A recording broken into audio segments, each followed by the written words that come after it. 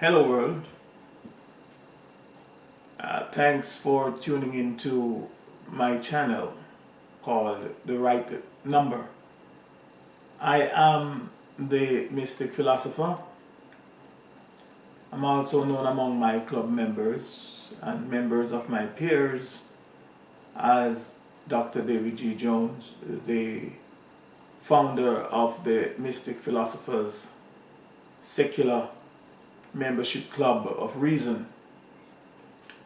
Now, if you are tuning into my channel or this channel for the very first time, let me welcome you. Also, let me quickly tell you what this channel is all about. The Right Number is a YouTube channel or a YouTube media channel through which I, the Mystic Philosopher, share my perspectives, also called Another Perspective, the Time for Reason,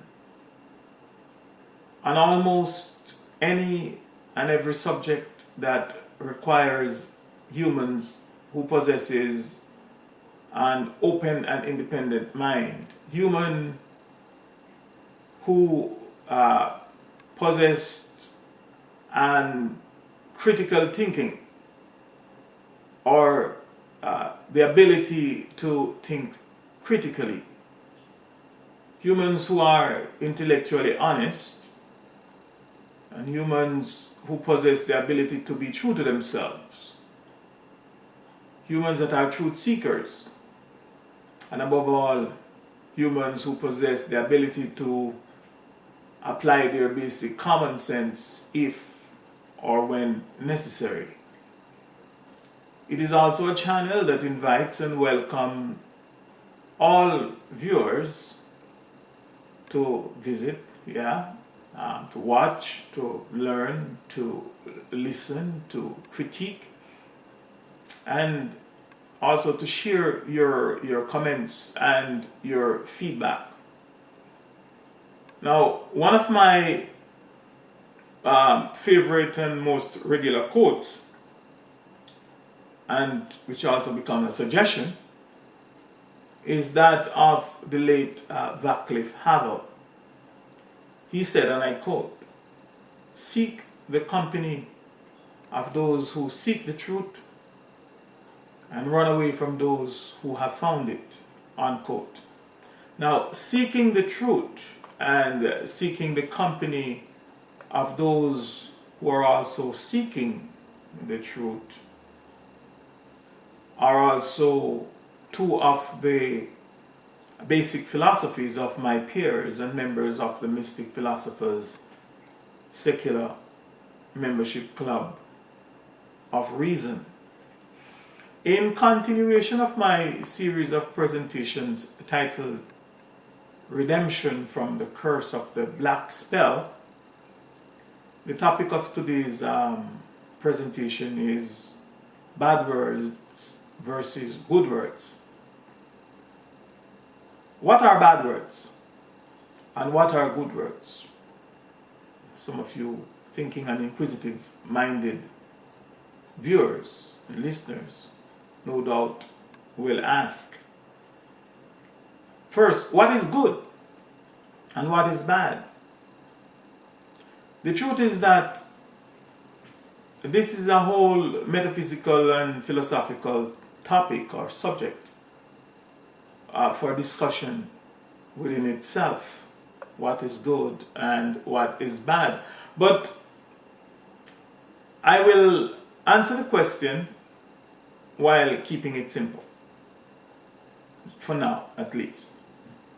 From my perspective, good and bad, or that which is considered good or bad, is a matter of perspectives and perceptions. What might be good for one might not be good for another. But then again, I will reserve this subject for another presentation.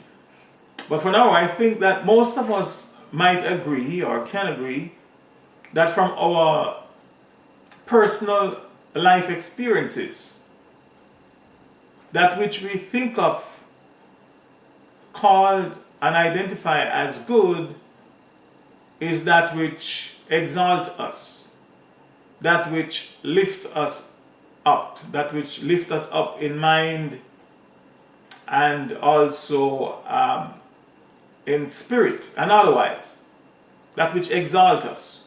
It is that which makes us feel appreciated, that which makes us feel secure, that which makes us feel happy, etc. On the other hand, that which we called and identify as being bad is that which makes us feel the opposite of that which makes us feel good. It is that which makes us feel unsafe, unappreciated, rather insecure, uncomfortable, and unhappy, etc. So, to answer the questions above, what are good words and what are bad words, then we can agree that bad words are words that, when spoken, written, or gestured, will cause us to feel unsafe, will cause us to feel unappreciated, insecure, uncomfortable, and unhappy, etc. They are words that have bad effects, while good words will cause us to feel and experience the opposite of all that which is bad. Now, according to ask.com, the website ask.com, and I quote, "Bad words are those words which are forbidden, profane, or derogatory. Bad words can consist of curse words and profanities, or socially unacceptable words," unquote.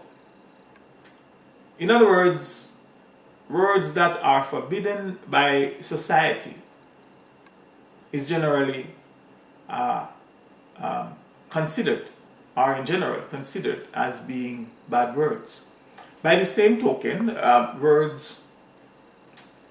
words are those which are permitted by society. Words that are not profane, words that offer blessings, as opposed to bad words, which in effect are curse words.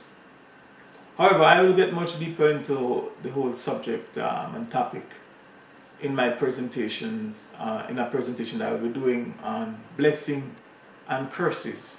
So please stay tuned to the right number.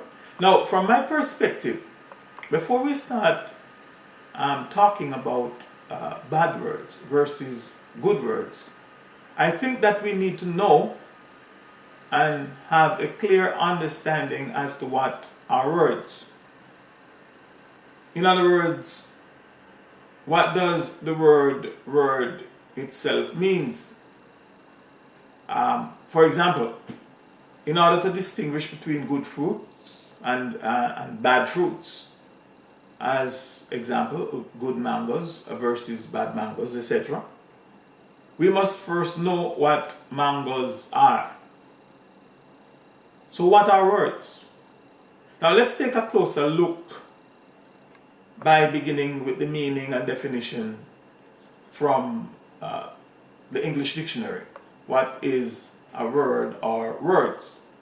Now, according to the Winston Canadian Dictionary for Schools, a word, and I quote, is a sound or a combination of sounds used in any language as a symbol of an idea, and forming a grammatical part of speech. Number two, the printed or written letters or other characters which represent the spoken word, unquote.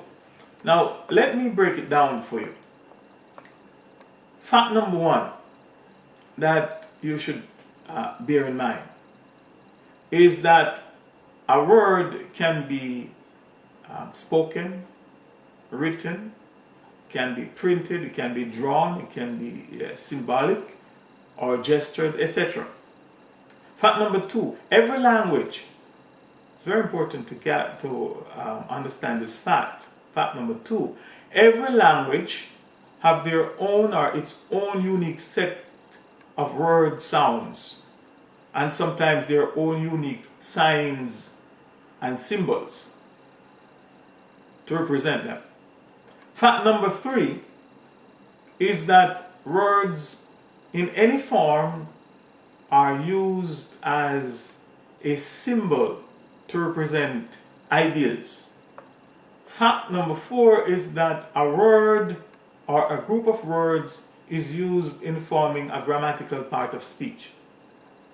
In other words, each word or group of words has its own unique function in a sentence. Its own unique function, as you know, a sentence is a complete thought. Remember that grammar is the science or the knowledge which deals with the forms of words and their function or relation to each other in a sentence, in a complete thought. And secondly, grammar is the use of words according to this science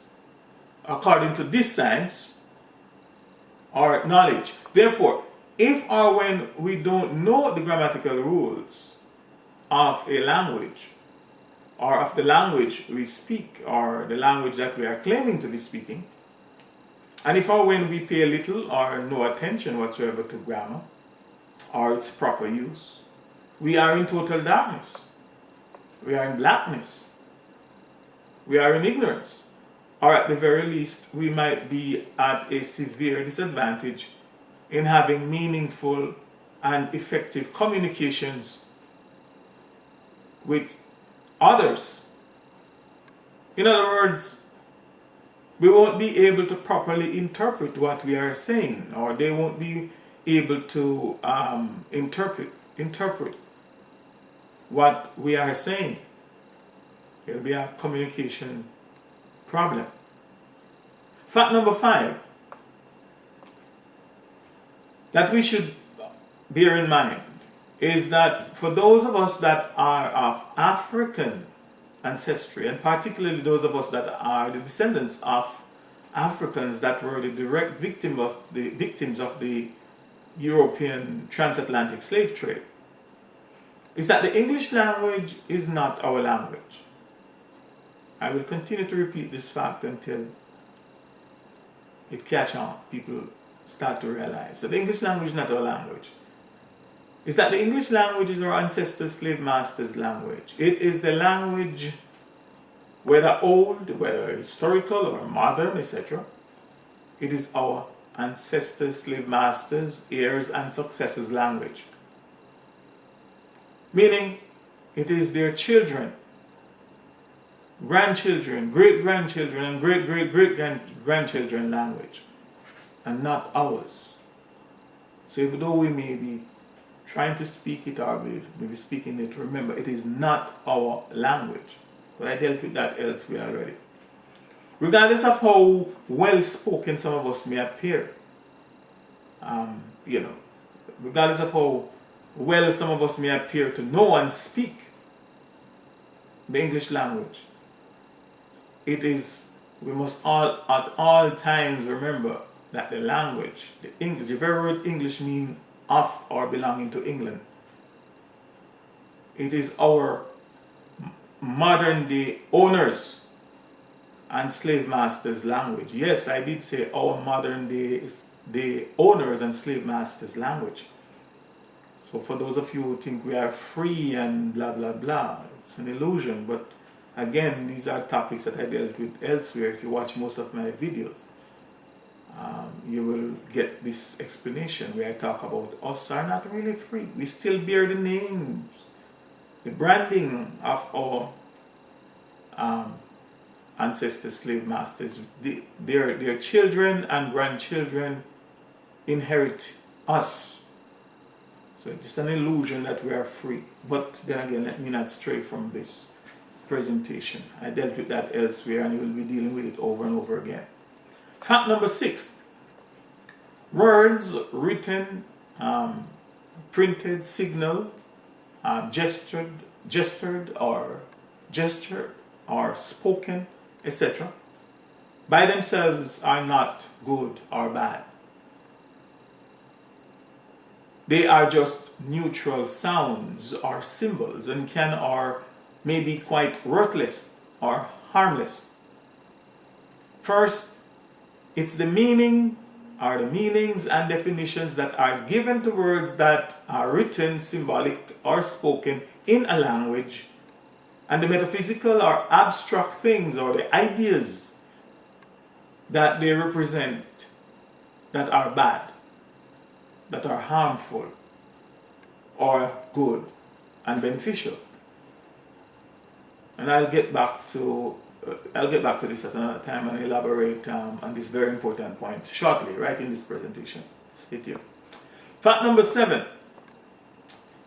It is the ability of a person to both interpret and to communicate effectively in the language in which the word is expressed, in verbal, written, sign, gesture, or symbolic form, that makes a word or words either good or bad, makes a word harmful or beneficial to a person or to a people or to the world in general, to the world in general.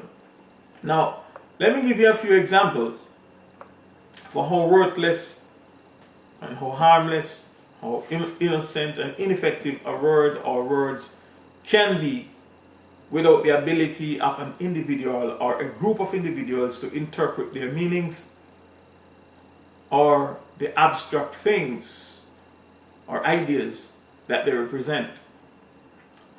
A person, let's say a foreigner, might be angrily and disparagingly swearing at me in their language and tongue.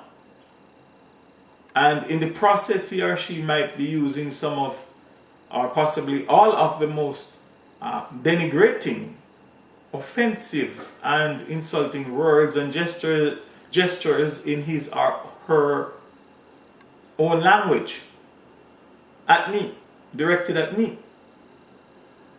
But because I do not know what he or she is saying or doing, from the sounds that he or she is making and the seemingly comical gestures that he or she might be making, I might not be in the least affected by it or by them.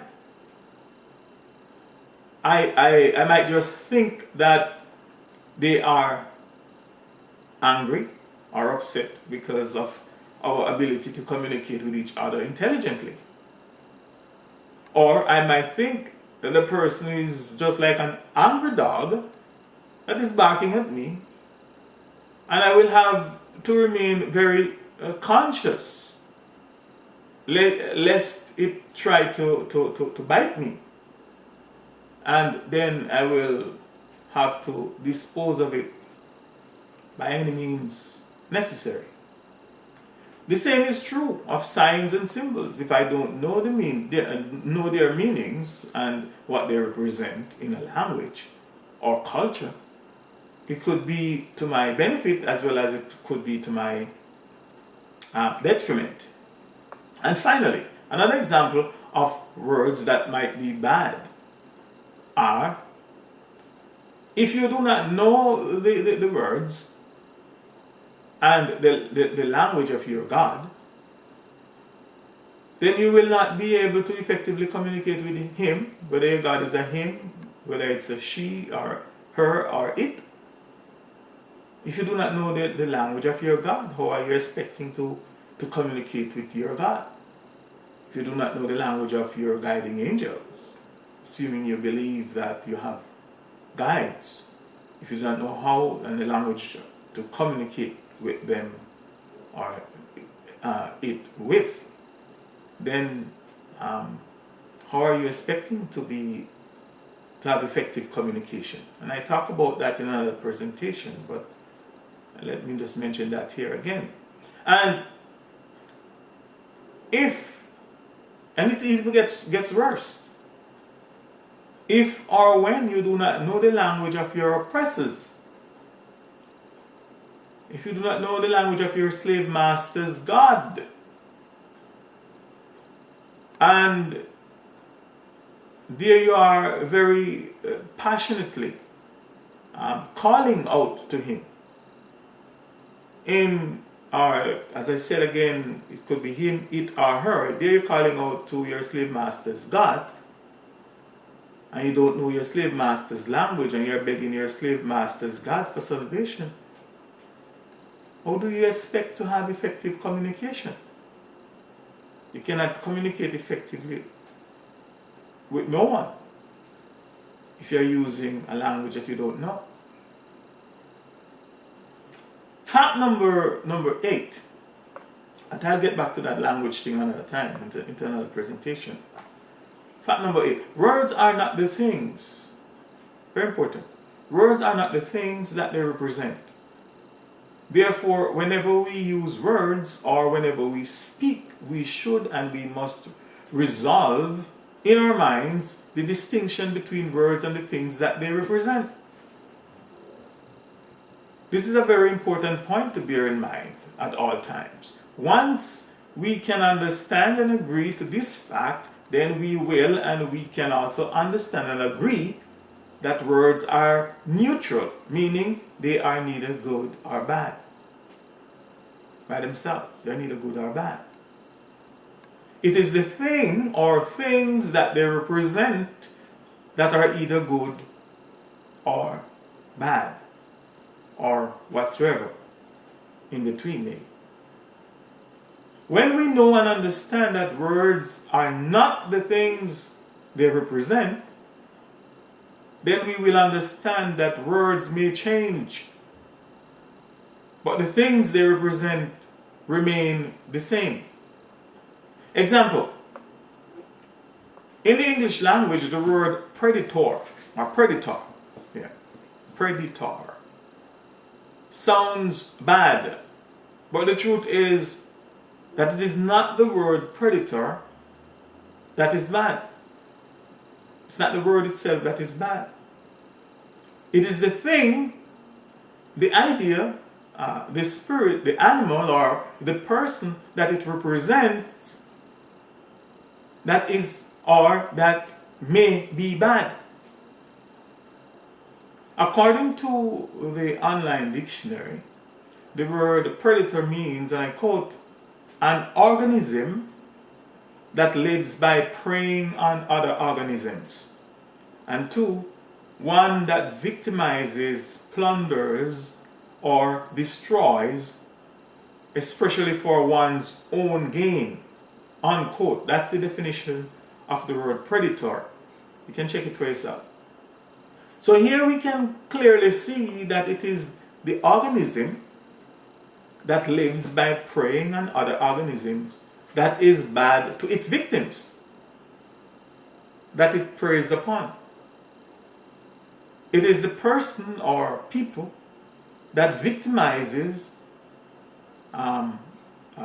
plunders, or destroy, especially for his or her or for their own gain or their own profit, that is bad, and not the word predator,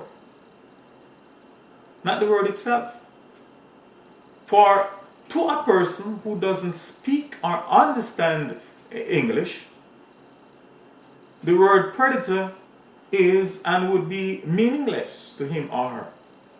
However, the action or the actions of an animal that preys upon his or her herd, and the action of an invading imperialist European alien tribe that would invade his country, that would rape, rob, pillage, murder, and enslave his people, is well understood as being bad and as being evil. Another example to further bring home this very important point is the fact that the words nigger, black, and negro, etc., are not bad or good within themselves, by themselves, just the sound, the words. They are all neutral. By themselves, they are only words, sounds, signs, and symbols. To the people who does not speak or understand the English language, these words are meaningless to them.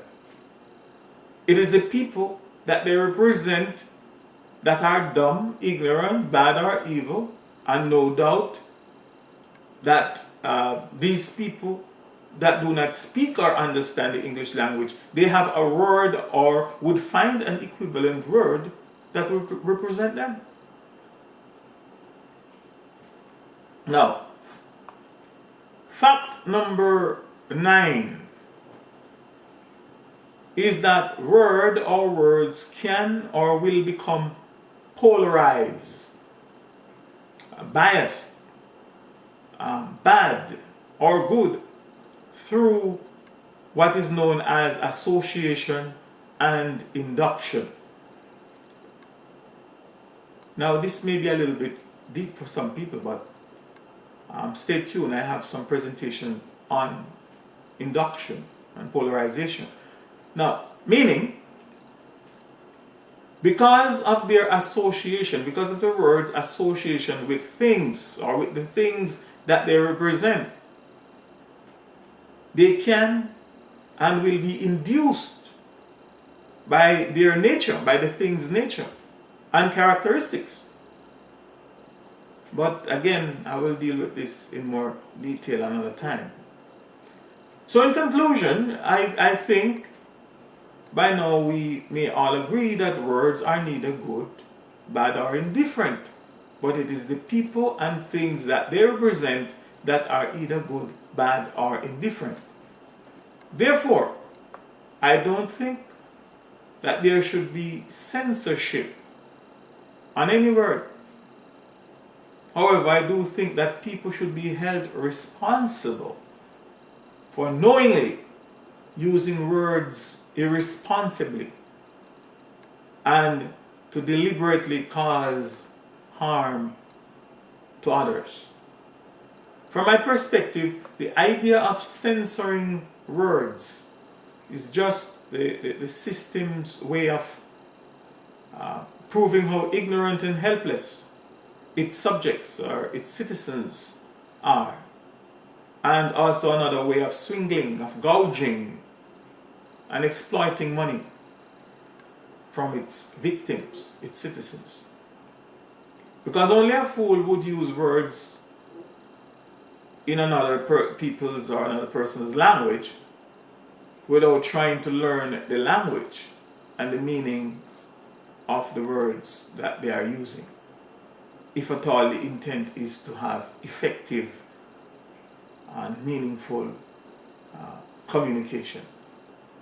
Now, this is the end of this presentation on words, so please stay tuned for my next presentation titled, Why is the N-word now the most offensive word in English?